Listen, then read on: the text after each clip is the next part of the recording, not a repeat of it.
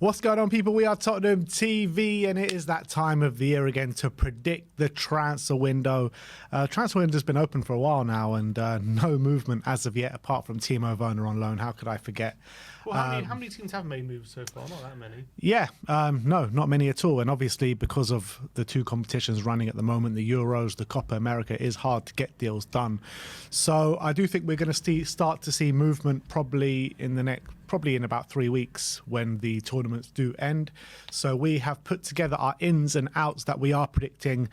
It's so hard to do this, isn't it? Because it's just I think the outgoings are much easier to predict than the incomings, obviously, because we kind of know who's going out, I think, at this point.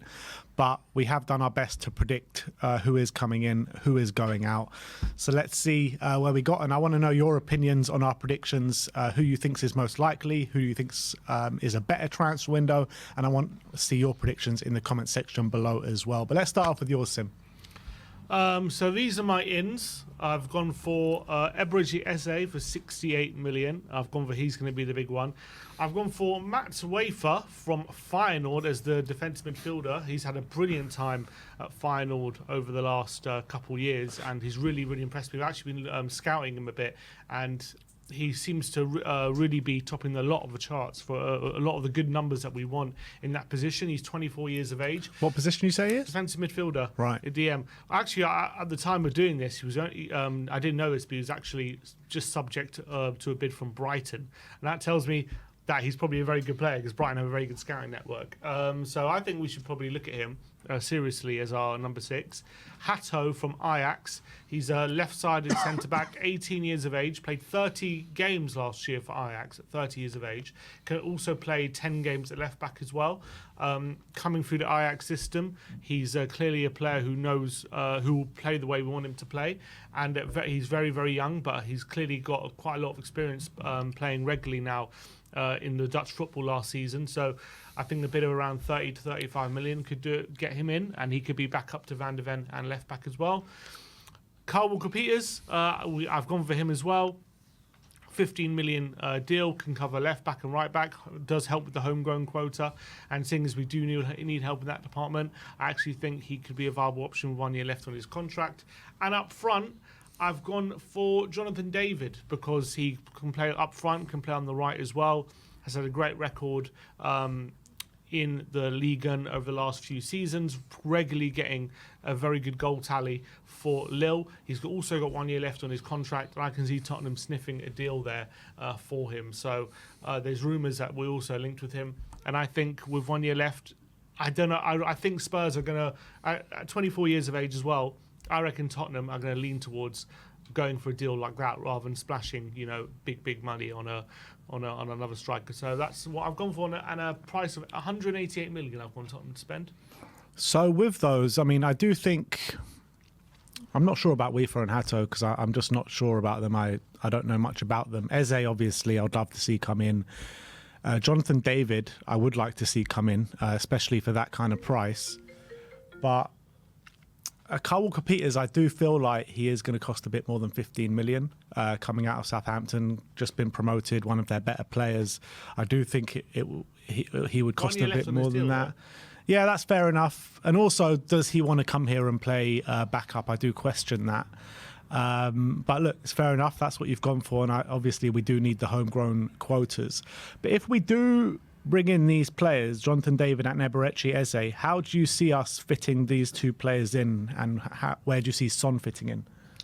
So that's a good question. So I would say it's a squad game. We're going to have to rotate. Everyone's going to have to play their part. Look, the reality is Son is 31 now, and I'm not saying he's finished by any stretch, but I think it's time we start to manage him a bit. I think it's time we start to not think about him as this player has to play every minute of every game. So look, he's 31. I think a front three of Eze, Son, and Brennan or Decky or in that front three can be like our starting three. And then you got Jonathan David come in. You've still got Richarlison there. You've got a lot of options that can fit in a lot of different positions. So it gives us a lot of flexibility. It gives us a deep squad going into next season. And I think there's a lot of different exciting options as well. So that's hopefully we get to a place where we don't have a first choice front three. We have a front three which can be rotated and anyone can play. That's the best thing when I see like Man City. Obviously, like Haaland's their number one striker and things like that, but they could play any team and no one's surprised. But even if Foden's dropped to the bench or Bernardo's dropped to the bench or whatever, Doku's dropped to the bench, no one bats an eye because someone else of equal quality is coming in. That's the level I want to get to. So that's what I'm thinking about with this selection. But we are Tottenham Hotspur. That's the reality. And look, I agree with you. I'd like to see us get to that situation where we don't really have a starting 11. But I don't know, when I was trying to build a team, which we'll get into a bit later, I found it very difficult to see an Eze come in and a striker come in just because of the Son situation. But let's see your outgoings and what you've landed on. Yeah, so outgoings, Højbjerg for about 20 million I've gone, probably to Atletico or Napoli, one of these teams. I think he's having the stellar Euros. I think that's going to drive the price up a bit as well, the way he's playing. So I hopefully 20 million, even though he's 1 year left on his deal. Emerson, about 20 million as well. Hopefully AC Milan pay the money. It might have to be 15 million plus add-ons, but I reckon it'll be around 20. Lo Celso, also 1 year left on his deal. I've gone for about 15 million for him, given his injury record, but he's obviously out on the copper at the moment. He's a very solid player, so I've gone for him for 15. Brian Hill, big loss on him, about 6 million. I'm saying we're going to loan out Manor Solomon. I don't think we want him to be part of the first team next season. I've just got that feeling we want to get rid, but I don't know if we can. If anyone's going to spend kind of I would say about the 10 to 15 million we'd want, and I think we're better off loaning him out, building up some value, and then selling him. So I think a loan deal for Solomon. Troy Parrott, after a good season out in the Eredivisie, about 8 million I reckon for him, after he scored about I think 17 goals in all competitions last season. So I've gone for about 8 million for him. Ollie Skip, I think it was more than 6. I said 14 million. I said to Ollie Skip. So I've gone for I think we can command that kind of fee for a player of his quality. And it's unfortunate that his value's probably dipped over the last couple of years, but I still think there's a good player who some teams will be interested in. So about 14 million for Skip. Reguilon, 5 million. I think we're going to have to take a big hit on him, but I think he had a great second half of the season at Brentford, so I think there should be some interest. Rodon, there's a lot of interest in him. I've said we're going to get our money back on him for about 12 million. And Jed Spence, I think the fee we'll probably have to settle on is something like about 6 million. Apparently Genoa are pulling out of the deal because they don't want to pay the 7 million euros we're demanding. But I reckon Tottenham would be willing to drop their price for him because he's been on various loan deals now, and we just need to part ways. So 6 million for Spence, and that is a total incoming of 108 million. So a net spend of 80 million I've gone for. So what is this lineup that you've landed on? Because I see, is that Jonathan David on the right wing? I put him on the right only because you can't do 3 subs. Oh, I just did slashes in between. I should have done that. That would have been smarter. So it's more like David would be. See the problem with the only problem I have with my squad is that we signed Werner. If we didn't sign Werner, it would be great in terms of just the good amount of players. But the team would be Vicario in goal, Porro and Walker Peters on the right, Doggy and Ben Davies is still down the left, but also Hato can play on the left back if need be, and Van de Ven can do that job. Centre backs, you've got Van de Ven, Romero, Hato, and Dragoshin. Midfield, you've got Wafer, Basuma as the 6s, Sarr, Bentancur, and potentially Bergvall as the 8s. You got Madison, Kulusevski, and Eze as the 10s, and in the front 3, you've got Eze, Werner, and potentially Son on the left. You've got Kulusevski, Brendan Johnson, and potentially Jonathan David on the right, and up front you've got Son, Richarlison, and Jonathan David as strikers as well. So really good coverage, I think, all over the pitch. Multiple options. There shouldn't, apart from maybe right back, there shouldn't really be anywhere where you're thinking like if we're worried about injuries. And even for me, Carl Walker-Peters is a decent player anyway. I'm not too worried about him.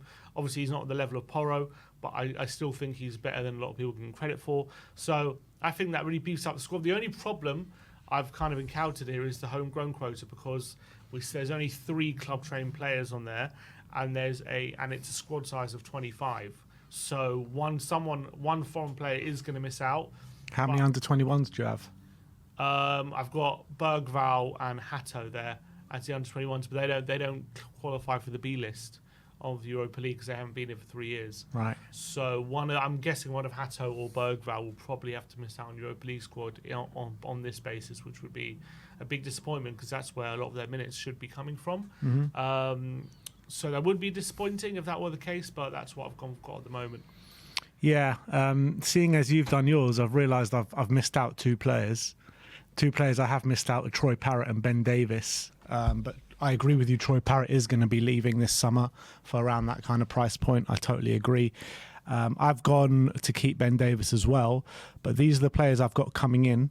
I didn't say 60, no, I said 50 million for Onana. 50 million for Onana. Hyson, I said 25 million. Coyote was 30 million and Eze was 65 million. So those are the four players I've got coming in. Onana, obviously, a CDM. I really like the way he looked in the Belgium second game in the Euros. I think he's a good player in terms of being a destroyer in the middle of the park, something that we do need. And I actually enjoyed seeing his ball-playing ability in that Belgian game. And, you know, as a team that dominated possession, and I think he played really well in that system. And it kind of did convince me that he could be a good target for us. Dean Hyson at left centre-back, I think he's 19 years of age, had a really good loan spell at Roma just now. It is rumoured that Juventus are willing to let him leave this summer, which will be an interesting choice for us. Mourinho was waxing lyrical about him, really good on the ball, scored a couple of goals for Roma this season as well, so I think he could be one. Coyote is a player that we've just been recently linked with, a young right-back at Fiorentina that's had a breakout year this year, and I likened him maybe in the update yesterday to like a Destiny Udogie signing with a big future ahead of him, and obviously Eberechi Eze to be the marquee signing coming in this year. So those are the four players I've got coming in. Decent. So I've actually got 18 million more spend than you. Yeah. At the moment. So who's the right back? Coyote. Yeah. Coyote is the right back, and Hyson is the left centre back. Yeah. And left back. Yeah, no, I've gone for Van de Ven as backup left back. And so he's just backup. And I've got Ben Davis still there as well. So only one more forward we're bringing in. Yeah, that's what I think. And what are the outgoings? The outgoings are here. Obviously, add Troy Parrott to this as well, so you could probably add about, let's say, I'll just go with your price of 8 million. Højbjerg, 18 million. Emerson, 18. Lo Celso, around 12. Brian Hill, 5. I've gone for Solomon with a loan with about an option of about 8 million to buy. Reguilon, 5. Rodon, 10. And Spence, I've gone for 5. I've tried to keep it a little bit more conservative, but that is where I've kind of landed on. So what lineup? So what's the starting 11 then? Let me just get it up on my screen. Sorry, bear with. Here we go. So in goal, I've got Vicario, Austin, Forster, and Whiteman. We've got 4 goalkeepers going into it, and they're all actually going to be kind of not needed in terms of playing time, but needed in terms of the homegrown numbers. That's where we're getting most of our homegrown numbers, is all the goalkeepers. Right back, Porro and Coyote. Right centre-back, Romero and Dragoshin. Left centre-back, Van de Ven and Hyson. Left back, Udogie and Van de Ven. And you've got Ben Davis there to be third choice on both left centre-back and left back. In the number 6, I've gone for Onana with Bissouma and Skip playing back up in that position. In the 8, I've got Bentancur, Sarr and Kulusevski. In the 10, I've got Madison, Eze and Bergvall. Right wing, Johnson and Kulu, which I'm not very happy about. Left wing, Eze, Son and Werner. And up front, Son and Richarlison. And this is where I had the problem with Jonathan David, because I also wanted to put Jonathan David in, but I just couldn't see us. Because I just know Tottenham too well. Like, if we bring in Eze, I just can't see us with Son being a backup left winger and a starting striker. With Richarlison there as well, and Werner, I just can't see where Jonathan David fits in. I just feel like, I hear that because, 2 spots from each play. I guess the problem is Werner, isn't it? That's the problem. Mm-hmm. If we didn't loan Werner, I think there's clearly a spot for him. But we have decided to loan Werner, which is a bit concerning when it comes to what the rest of our window is going to look like from incomings in the forward line. Obviously, someone like Eze, a big money signing for Eze would be great. But is that where it ends? And I'm guessing you're thinking with Werner in, that is where it ends. Yeah, especially with us both predicting Eze to come in. I feel like I feel like by the end of the window, if my transfer window was the one that we went for, I still think you're probably leaving ourselves a bit short on quality in the front three. But this is what Tottenham do sometimes, and I feel like this is a building block. We did a good first stage of the rebuild in the first summer.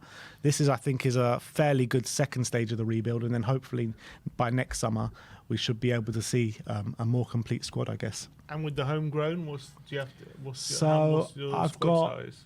I've got a 25-man squad with 3 under-21s with Hyson, Coyote and Bergvall.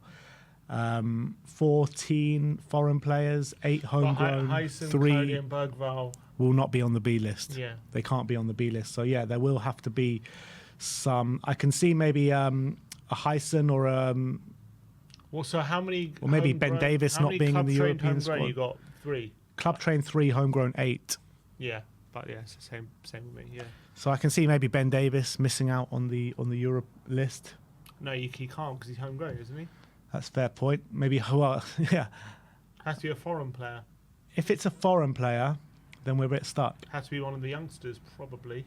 It can't be Coyote because we need a backup right back. It's going to have to be Dean Hyson. That's going to be the full guy. Or Bergvall.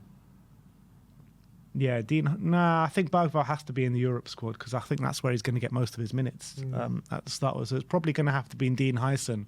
But I think this just proves... I've been through this squad, been through the incomings and outgoings a million times when trying to prepare for this video. And it's actually really hard to build a squad for next season with these problems that we have. It really is. Yeah, with the homegrown problem. Yeah, it's really hard. There for all to see that we've got a lot of trouble here with no club trained players. So yeah, it has to be Dean Hyson is the only guy I think that we can leave out in terms of making the Europe squad. And that's with all the outgoings we've got, which is a lot of outgoings. What was that, 10 each or something? I think we've both 1, 2, 3, 4, 5, 6, 7. I went for 9. 9 plus Parrot. No, 8 plus Parrot. 8 plus Parrot. Yeah. So 1, 2, 3, 4, 5, 6, 7, 8, 9. Yeah, 10. So yeah, because I've gone for Spurs to sell Skip. Yeah. But then bring in Walker Peters, and that just goes to show the problem that we got. We've got a big problem if we want to have a summer bring in the players required to fill out the squad. This club train problem is something we're going to have to deal with unless we're just going to have a 24-man squad. But then, when you look at the squad already, how many of those are already in place? Unless there's a shock exit, like a Richarlison maybe, a Basuma or Kulusevski or something like that, it's difficult. It is difficult to plan with these problems right now. I'm looking at Kulusevski, and I rate Kulusevski. I think he's a really good player, but I don't think he fits, like I've said a million times, I don't think he fits the right wing position totally under Ange. He can fill in a number of different positions, the 9, the 10, the 8, out wide on the right. But as much as what I'm about to say will bring the quality of the squad down, it might just make sense to do it in terms of the numbers to take out Kulusevski and bring in a Marcus Edwards. Bloody hell. Take out Kulusevski and bring in a Marcus. I know it does bring in. It brings down the quality. Are you better doing that, or are you better just leaving out a young player? I don't know. Is the answer. It's a very hard situation, but when you're looking at the numbers, when you're looking at having to leave out a young player, when this young player is supposed to get valuable minutes in the Europa League, like that is a big plus of the Europa League, so we can give these young players the minutes, right? It's a very, very weird, bad situation. Not bad, but bad. It's a bad and hard situation that we're in. So that's why I say, if Kulusevski is not 100% suited to what we're trying to do, and we do need a club-trained player so we can add everyone into this squad, then I feel like that's something that they might have to do. And also that leaves as well Skip in a position where he might not, again, be getting a lot of game time, but he's going to be sticking around here just because of that fact. Yeah. Which is difficult. Yeah. But that is our predictions for the summer transfer window. Hasn't gone as we all planned. So I think Paratici, Johan Lang and everyone involved and Ange Postecoglou have a very, very hard task on their hands this summer. And to be honest, I don't envy them because it does seem like a really big job. very tough job. But be interesting to see how they kind of combat those issues. Yeah, well, let us know your thoughts in the comment section below. Is a bit of a mess because of the numbers and the European and the homegrown and the club train quota. Let me know your thoughts in the comment section below. Like, subscribe and comment. And as always, come on you Spurs.